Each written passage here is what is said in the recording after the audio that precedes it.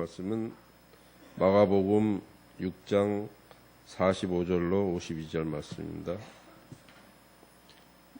예수께서 즉시 제자들을 재촉하사 자기가 무리를 보내는 동안에 배 타고 앞서 건너편 벳세다로 가게 하시고 무리를 작별하신 후에 기도하러 산으로 가시니라.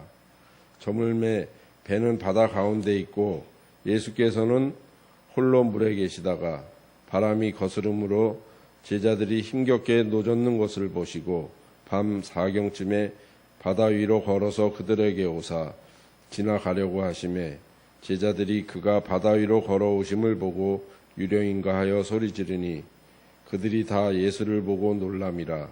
이에 예수께서 곧 그들에게 말씀하여 이르시되 안심하라 내니 두려워하지 말라 하시고 배에 올라 그들에게 가시니 바람이 그치는지라. 제자들이 마음에 심히 놀라니 이는 그들이 그 떡 떼시던 일을 깨닫지 못하고 도리어 그 마음이 둔하여졌음이로라. 아멘. 오늘 아침 9월 마지막 주일이죠. 9월 25일 주일입니다. 완연한 가을이지만 낮에는 그래도 더위가 좀 많이 남아 있는 듯 합니다. 완연한 가을 날씨로 하늘이 상당히 높아졌고 푸르고 뭉게구름이 떠 있는 모습이 전형적인 우리나라 가을 날씨라고 생각이 됩니다. 가을은 풍요롭고 결실의 계절입니다. 우리의 믿음도 더욱 주님의 사랑과 은혜로 풍요로운 모습으로 그리고 열매를 맺는 모습으로 더욱 살찌고 또 힘차게 살아나가는 복된 모습이 되게 하여 주시기를 주님께 간절히 간구합니다. 우리가 어떤 사람에 대해서 말할 때 이런 얘기를 흔히 합니다. 저 사람은 참 부드럽다. 저 사람은 참 뻣뻣하다 혹은 냉정하다. 저 사람은 적극적이다. 또 소극적이다. 도무지 정이 없다. 또 저 사람은 정이 많고 감성적이고 또 감정이 풍부하다. 그런 식으로 말을 할 때가 있습니다. 그와 같이 오늘 본문의 말씀은 예수님을 우리가 믿는 예수님이 어떤 분이신가를 깨닫게 해주는 그런 내용으로 나타나 있습니다. 우리가 믿는 예수 그리스도는 어떤 분인가? 그런 것을 우리가 알고 예수를 믿는 것과 그런 것을 모르고 예수를 믿는 것은 많은 차이점이 있습니다. 왜냐하면 그가 알고 있는 예수님에 대한 생각이 이런 분이다, 또 그런 분인 걸 모른다. 그에 의해서 그 사람의 믿음의 모습, 믿음의 자세가 결정되기 때문에 그렇습니다. 오늘 말씀 마가복음 6장 46절에서 다 함께 읽어보실까요? 짧습니다. 무리를 작별하신 후에 기도하러 산으로 가시니라. 아멘. 성도 여러분, 예수님은 제자들과 이렇게 헤어져서 홀로 계시기도 하시는 분입니다. 예수님 혼자 많은 사람들이 예수님에게 수많은 사람들이 무리지어서 몰려왔지만은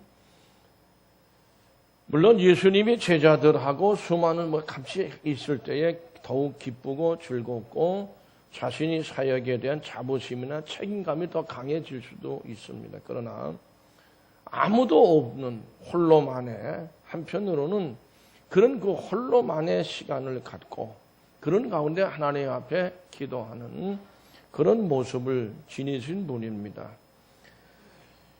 어떻게 보면 자신을 많은 사람들이 존경하고 이렇게 막 박수를 치고 말이죠. 적극적으로 따르고 그런 일이 많은 그 어떤 어려움, 특히 어려움 만났을 때 큰 힘이 되어지는 것이 사실이지만은 그 많은 무리들로 인해서 막 박수치고 찬양하는 일로 인해서 또 다른 유혹을 받을 수 있습니다.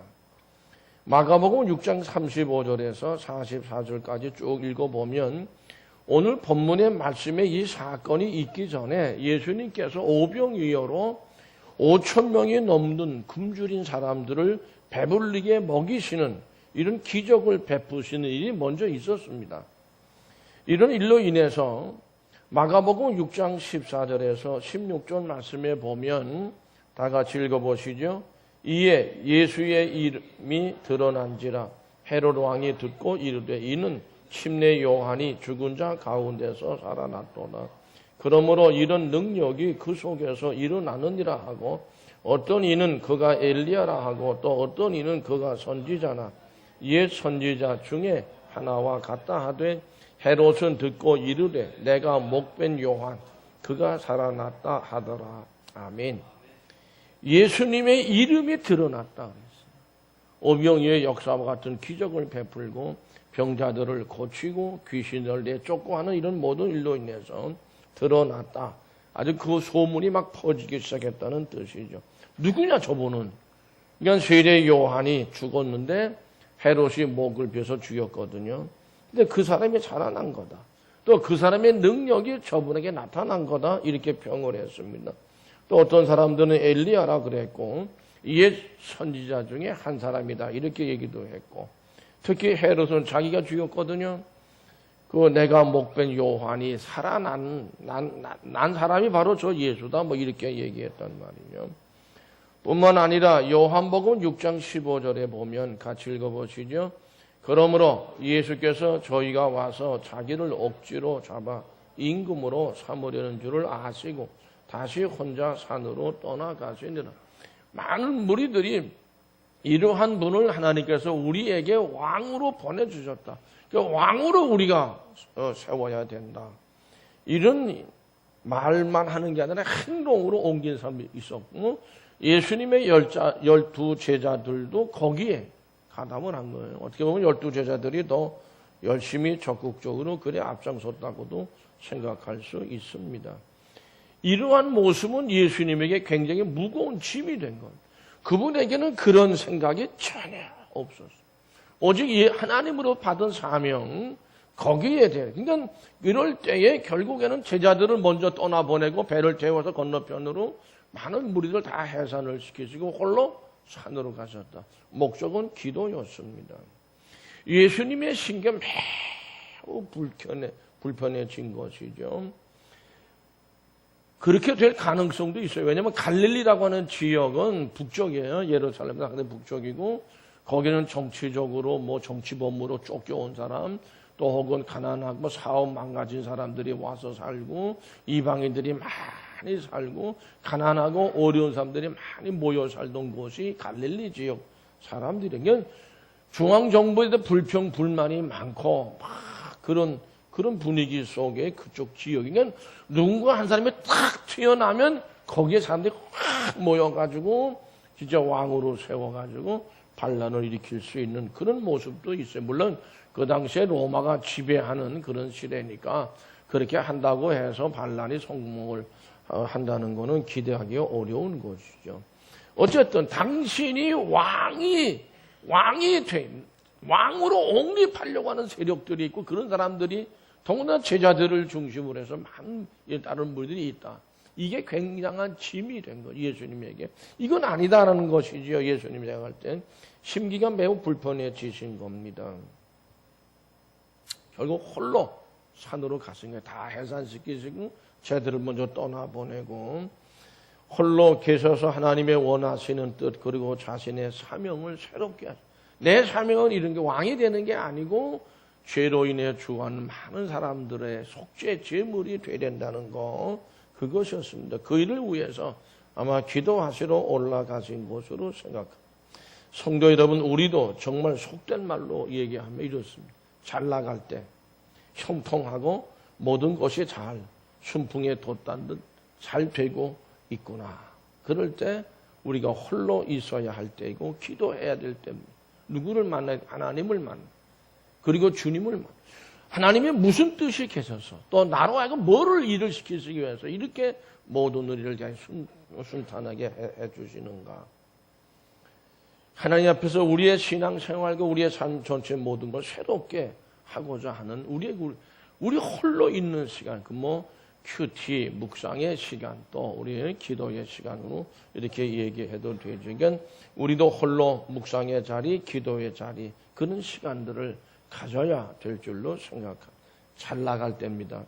예수님께서는 자신의 사명을 위해 기도하셨고 또 오늘 말씀을 우리가 느끼는 건 뭐냐면 제자들을 위해서도 또 많이 모였다가 또 해산시켰지만은 무리들을 그들을 위해서 예수님께서는 기도하셨을 것으로 생각합니다.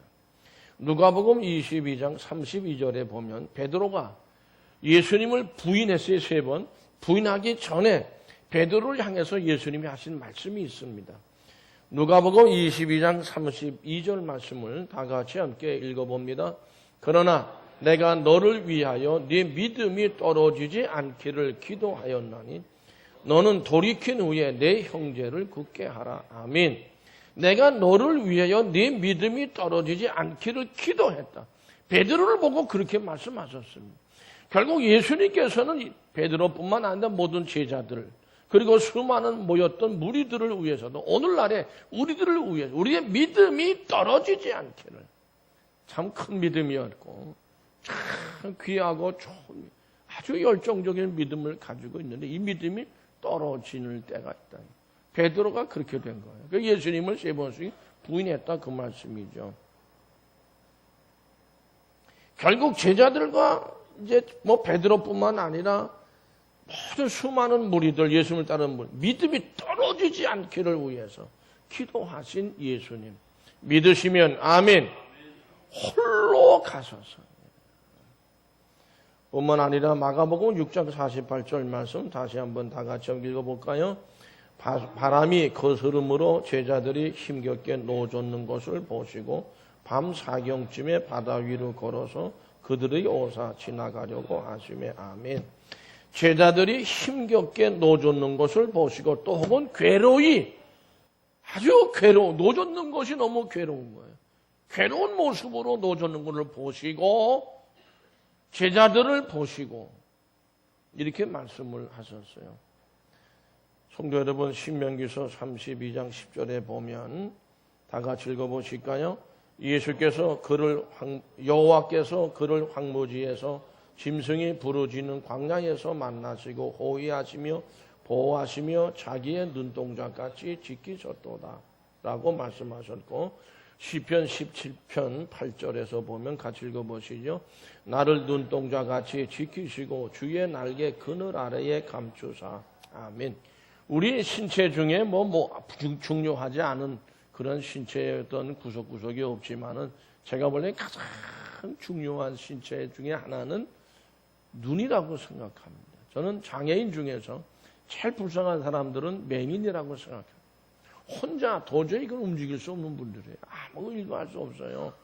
그러니까 누군가가 붙어 있어 줘야 돼, 옆에. 24시간 내내. 눈이 참 중요하고, 눈동자가 보호가 돼야 된다면, 이제 그렇게. 그러니까 하나님께서는 우리를 당신의 눈동자가, 하나님의 눈도 대단히 중요해요. 하나님이 만일에 앞을 보지 못하신다 그러면 아마 이 온 세계 우주 만물의 질서가 다 깨지고 무너지게 될 거라고 생각합니다. 하나님이 눈을 굉장히, 우리들도 눈동자를 아주 소중하게 여기고 잘 지켜나가야지 됩니다. 그래서 하나님께서는 황무지에서 짐승이 부린 광야에서 만나주시고 보호하시는데 당신의 하나님의 눈동자 같이 우리를 지켜주시는 하나님이다. 믿으시면 아멘. 시편 17편 8절에도 같은 말씀이에요. 나를 눈동자 같이 내가 눈동자를 지키려고 애쓰는 거 하나님의 눈동자를 완벽하게 지키고 보호하시는 거죠. 우리를 그렇게 보호하시고 지켜주신다는 것. 그리고 하나님의 날개 그늘 아래 다 감추어 주신다 말씀하십니다. 예수님은 그와 같은 심정으로 지금 제자들이 떠나갔어요. 배를 타고. 밤에, 아마 밤은 깊은 밤은 아니라도 늦은 저녁 때 아마 떠나보내신 것 같은 생각이 듭니다. 그 모습을 지켜보셨다. 근데 괴롭게 노를 짓고 바람이 거슬려 불고 아직 배가 어떻게 될 줄 모르는 그런 가운데 있었는데 결국 이러한 예수님의 모습은 어떤 분이냐? 우리를 사랑하시고 제자들을 사랑하시고 모든 수많은 무리를 돌보시고 살피시는 주님으로서의 예수님의 모습을 우리에게 보여주고 있다. 예수님은 그런 분이라고 하는 것이죠. 성도 여러분, 이러한 예수님을 믿고 계십니까? 예수님께서 지금 이 시간 여러분들을 마음에 두고 계신다는 사실을 믿으시면 아멘. 아멘. 예수님의 마음에 여러분들을 두고 계시다는 거죠. 그리고 그런 가운데 지켜보시니까 놓쫓는 게 너무 괴로워. 그러니까 어떻게 기도를 중단하시고 당신이 하고자 하는 것을 중단하시고 어떻게 하셨다? 그쪽으로 제자들을 향해서 찾아가시는 겁니다. 우리 주님께서는 그런 모습을 볼 때 아마 당신 자신에게도 굉장히 이게 뭐 왕으로 막 세우려고 그러지 뭐 수많은 사람들 제자들 또 뭐 병든 사람 막 찾아오지 막 그런 일들 위해서 기도하시면서도 지금 이 상황에서는 그게 중요한 게 아니라 뭐가 중요하다? 괴롭게 노를 지어서 어쩌면 뒤집어져 가지고는 큰 사고를 당할 수 있는 그게 먼저다. 그냥 제자들을 향한 사랑과 저들을 향해 돌보는 일이 먼저라는 거지요. 우린 주님의 이러한 예수님의 이런 모습을 내 문제보다도 주님의 백성들을 잊지 않고 제자들을 잊지 않고 모른 채 하지 않냐고 먼저 그들을 향해 찾아 나가는 예수님. 그분이 내 곁에 계심을 꼭 믿으시고 그 믿음으로 더욱 풍성하시기를 축복합니다. 한 시골 청년이 미국의 캔사스라고 하는 그런 도시가 있는데 이제 그 사람이 아마 이 그림을 참 잘 그리는 사람으로 되어져 있습니다. 신문사를 찾아가고 출판을 찾아다니면서 자기가 그린 그림이에요. 만화를 좀 실어달라고 부탁을 했는데 한 군데도 상대해 주지도 않는 거예요. 마침 주일이 돼서 아무 교회나 길거리에 어디 교회가 없나 찾아보면 교회가 있단 말이죠. 들어갔어요. 예배를 드리는데 도무지 예배 내용은 머리에 들어오질 않고 그저 나는 어디 가서 나를 받아주고 내 어떤 이 솜씨를 인정해 준 데도 없고 그런 사람도 없고 나는 왜 이렇게 나 혼자밖에 없고 이렇게 이럴 수가 있냐고 눈물을 줄줄 흘리면서 아마 예배에 참여한 것 같지요. 그때 목사님이 예배를 다 마치고 예배 시간을 아마 지켜보고 계셨을 거예요. 그 나서 이 청년을 불러서 왜 그렇게 울면서 말이지 예배를 드리는데 아마 눈물을 자꾸 흘리고 있으니까 아마 되게 설교하는 목사님들은 그런 분이 눈에 띄면요 자꾸 앞에가 주의가 좀 산만해. 누구 어떤 한 분 툭 튀어나가서 뭐 이쪽으로 나가면은 살살 나가면 또 괜찮은데 막 뛰어나가는 사람들이 있어. 그건 굉장히 산만해집니다. 막 그렇게 봤는지 몰라도 불렀어요. 그 얘기를 해, 왜 무슨 사연이 있냐고 물어보니까 자기 사정을 쭉 얘기하는 거예요. 너무 난 좀 외롭고 누구도 난 지금 잠자리도 없고 먹을 데도 없고 말이죠. 막 쭉 얘기를 했어요. 그러냐고 그러면 우리 교회 창고가 있는데 거기에서라도 거기서 잠을 자고 좀 있겠느냐고 말이죠. 그리고 일할 곳을 구할 때까지 묵으면서 또 그냥 있긴 좀 그렇지 않냐. 교회 일을 뭐 청소도 좀 하고 조그만 일들을 하면서 있으면 어떠냐. 그리고 목사님 용기를 잃지 말라. 하나님이 당신을 사랑하고 계시다는 것을 꼭 잊지 말고 기도하라는 그런 당부의 격려의 말씀을 하셨어요. 그래가지고 이 교회 창고에서 이제 기숙을 하는 거지요. 어디 먹을 거 주면 먹을 거 먹고. 근데 여기 먹을 것을 이제 받아서 먹다 보니까 가만히 보니까 창고에 쥐가 그렇게 많아. 이 쥐들이 먹을 걸 찾아다니니까 자기가 먹다 남은 거를 쥐들이 주기 시작했어. 이 쥐들이 이 사람을 나중에는 두려워하지 않는 거예요. 오히려 먹을 걸 얻으려고 다가오는 거예요, 자꾸. 그러니까 쥐를 자꾸 보게 됐단 말이죠. 그 쥐 모습을 자꾸 이제 관찰하던 중에 여러분 그림이 하나 탄생해요. 이게 아주 유명한 얘기. 여러분은 아마 여러분 어디서 한번 들었을 얘기로 생각을 합니다. 오늘 세계적으로 어린이들과 어른들까지도 이 만화를 갖다가 마음을 사로잡은 미키 마우스라고 하는 그림이 거기서 그림이 그려졌다. 이 먹을 것도 없고 갈 것도 없고 입을 것도 없는 시골 청년이 바로 누구냐 하면 그 유명한 월트 디즈니라고 하는 사람입니다. 미국 가면은 디즈니랜드 에리어에 가면, 저 플로리다에 가면 또 디즈니 월드라고 엄청난 규모의 어린이들, 어른들이 뭐 그거 굉장히 비싼데도 찾아드는, 동경에도 있고, 동경에 뭐 일본에도 있는데 그게 아마 동경 디즈니랜드, 그다음에 또 하나가 또 만들어졌다고 하는 얘기를 들었는데요. 정말 먹을 것도 없고 잠잘 것도 없고 창고에서 쥐하고 동물 삼아서 그림을 그리던 월트 디즈니, 그의 곁에는 주님이 계셨음을 믿습니다. 예수님께서는 무태서 제자들이 괴롭게 노진, 이게 너무너무 애처롭게 보신 걸로 생각해요. 밤 사경이에요. 바람이 거칠어요. 파도가 일어나요. 적막하고 편안하지 못한 상황이에요. 여러분, 밤 사경은 새벽 3시에서 6시의 경우로 그렇게 보고 있습니다. 이제 물결에 파도에 휩쓸리게 되면 더 큰 시련이 올 수밖에 없어요. 배가 뒤집어져서 생명까지 위협받을 수도 있습니다. 이게 육체적으로도 고통스럽지만은 우리 정신적으로 또 마음으로 또 영적으로도 참 고통스럽고 괴로운 그런 모습의 상황입니다. 성도 여러분, 사실 우리의 인간사 모든 일들도 그와 같을 때가 참 많이 있다. 우리가 하고자 하는 대로 뜻대로 잘 되지 않을 때가 참 많습니다.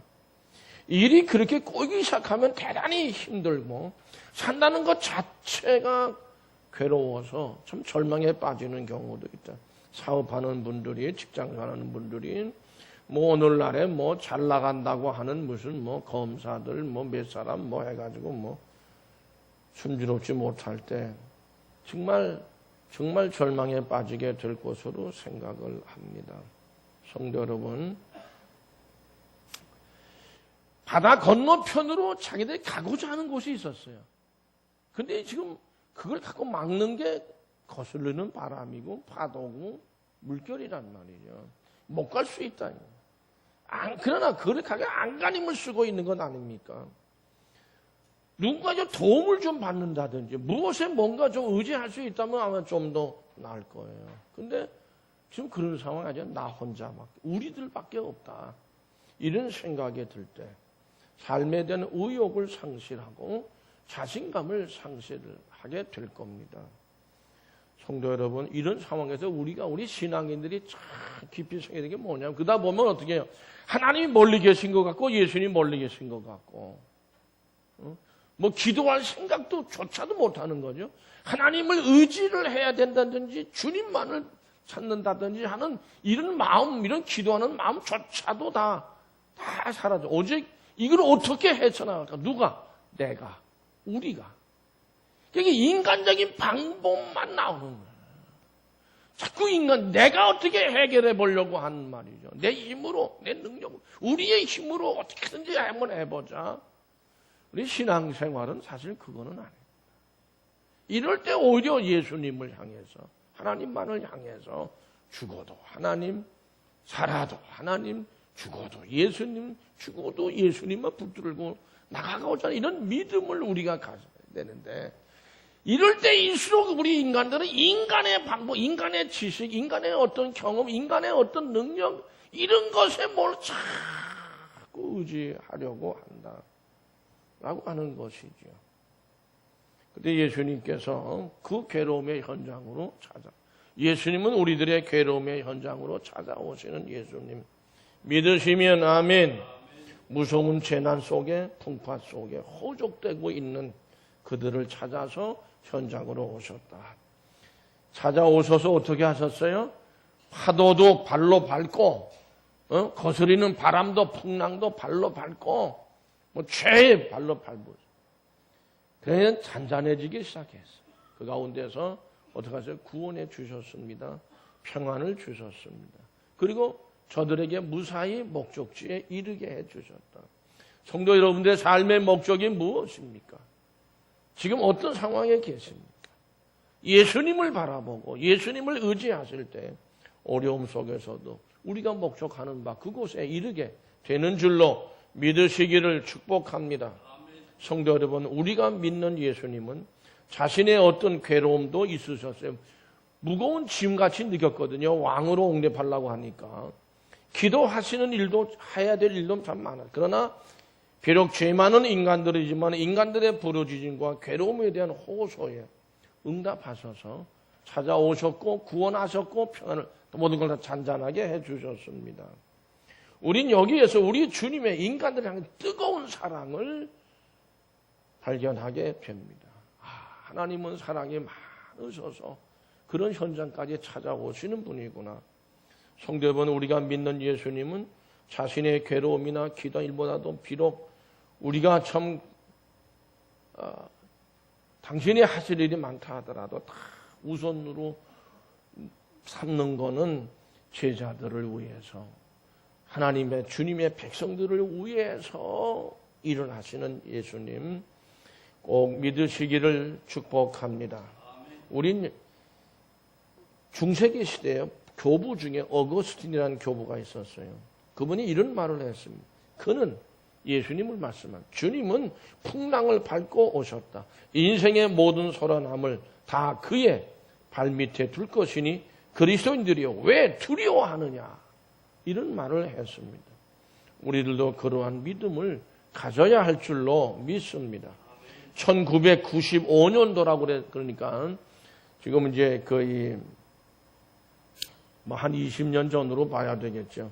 21살의 대학생이 미스 아메리카에 당선, 우리 미스 코리아 같은 그런 대회죠. 당선이 됐는데 헤더 화이트 스톤이라고 하는 그런 거의 이 21살의 대학생이에요. 당선이 됐어요. 근데 그녀는 청각 장애인이에요. 못 들어요. 왜 못 듣게 됐느냐? 디프테리아에 걸렸는데 1살 때에 주사를 놨는데 이 주사가 부작용이 와가지고 청각이 듣는 거를 상실해 버렸어요. 청각을 잃어버린 거죠. 근데 악조건을 극복하고 장애인으로 성장을 해가지고 최초로 미스 아메리카에 당선이 됐다. 그 미스 아메리카라고 하는 그 자리는요, 단순히 외모만 뛰어나서 되는 것이 아니고 공정한 경쟁을 통해서 교양과 다양한 재능을 인정받아야 되는 자리라고 합니다. 근데 장애를 지닌 그녀가 경쟁자들을 다 물리치고 그 자리에 올랐다고 하는 것은 전 미국인들에게 친절한 충족을 줬다는 거죠. 참가자들이 이제 뭐 교양도 있어야 되고 뭐 특기도 있어야 되니까 특기를 발표하는 그 시간에 거의 화이트 스톤이라고 하는 이 여대생이 말이죠. 자기 특기를 발표하는데, 여러분 비아 돌로로사라고 그래요. 예수님이 십자가를 메고 올라가시면서 쉬고 또 쓰러지고 뭐 했던 그 비아 돌로로사라고 하는 그러한 길이 있어요. 근데 그런 비아 돌로사 제목을 가진 음악을 틀어놓고 발레를 또 전공했는지 잘 모르겠지만 발레로 그걸 다 표현을 했다는 거예요. 심사위원들이 너무 감동적이라 그게 다 눈물을 흘렸다. 눈물을 흘렸대요. 그때 나중에 이제 다 끝나고 나서 질문한 거예요. 그 화이트 스톤에게 그것도 더군다나 청각장애가 있다는 사실이 이런 일을 한번 해보겠다 의욕을 꺾지는 않았느냐, 이런 질문을 하니까 이 화이트 스톤이 하는 말이 최악의 장애는 세상을 부정적으로 보는 것이다. 그렇게 대답했다. 세상을, 사람들을, 사건과 일, 모든 것들을 다 부정적으로만 보는 것, 그것이 최대의 자기한테는 장애예요. 청각은 장애가 될 수 없다는 그런 의미도 포함한다고 생각합니다. 내가 21년 동안 어머니의 가장 많이 들었던 말은 따라서 하실까요? 너는 할 수 있다. 그 말이다. 어머니는 계속해서 너는 할 수 있다. 모든 게 다 부정적인 사람들은요, 전부 자기밖에 모르는 사람들이에요. 굉장히 이기적인 사람들. 자기밖에 모르는 사람들. 자기가 제일 옳고, 자기가 제일 의롭고, 자기가 큰 능력이 있고, 전부. 근데 다른 사람들 보면 그렇지 못하는 전부 부정적으로 보고, 부정적으로 말하고, 부정적으로 생각하는 거예요. 그게 최대의 장애라고 하는 거죠. 예수님은 예수님의 부르짖는 괴로움의 현장으로 찾아오시는 예수님. 우리가 믿는 예수님은 그런 분입니다. 돌보시며 붙들어 주시고 보살펴 주시는데 하나님도 그리고 예수님도 자기 눈동자를 지키듯이 돌보시고 붙들어 주시는 하나님. 보살펴 주시는 하나님 예수님. 강건하게 하시고 모든 슬픔, 실망, 실패, 또 번뇌, 고민 이거 다 맡아주시는 예수님. 우리가 믿는 예수님은 그런 분이다.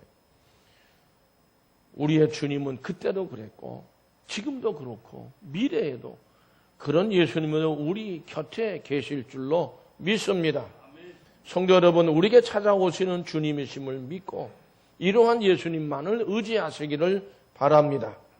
예수님께서는 우리들에게도 지금의 우리가 안심해라, 나다, 두려워하지 말라 말씀하실 때 우리의 삶에 거친 바람이 그치고 파도가 잔잔해질 줄로 믿습니다. 안심하라, 나다, 두려워하지 말라 말씀하시는 주님의 그 음성을 굳게 붙드시는 성도 여러분들의 축복된 믿음이 되시기를 간절히 바랍니다. 기도하시겠습니다. 아버지 하나님 함께